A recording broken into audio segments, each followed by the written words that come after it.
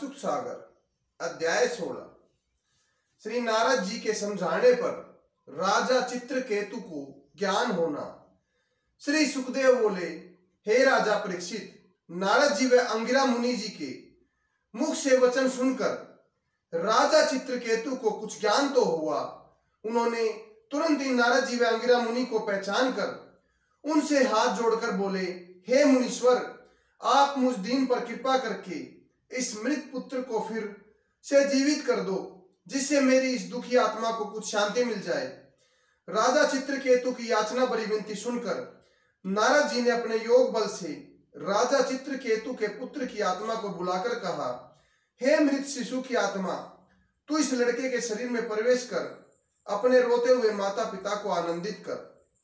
नारद जी के मुख से वचन सुनकर वह आत्मा बोली, हे मुनिनाथ, कोई किसी का पिता और कोई किसी का पुत्र नहीं है, क्योंकि संपूर्ण जगत केवल अपने कर्मों के बंधन में बंधा हुआ है।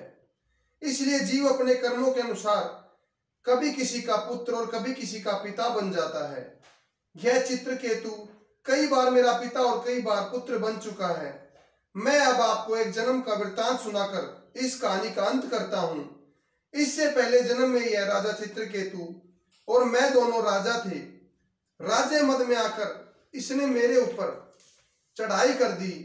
कुछ समय तो मैंने अपनी सेना सहित इससे युद्ध किया, लेकिन फिर युद्ध में इससे हारने के पश्चात एक गुफा में जाकर छिप गया। लेकिन इसने मुझे ढूंढकर मेरे माफी मांगने पर भी मुझे माफ कर दिया। इसलिए मैंने इसके यहाँ पुत्र रूप में जन्म लेकर अपने पिछले जन्म का बदला दिया है। तथा ये समस्त रानियां पिछले जन्म में चींटियां थी, सो मैंने एक दिन दातन करते समय पानी का भरा हुआ लोटा इनके बिल में गिरा दिया था। इससे यह सब मर गई थी और फिर इस जन्म में इन्होंने रानी होकर मुझे विष देकर अपने पिछले जन्म का बदला लिया है।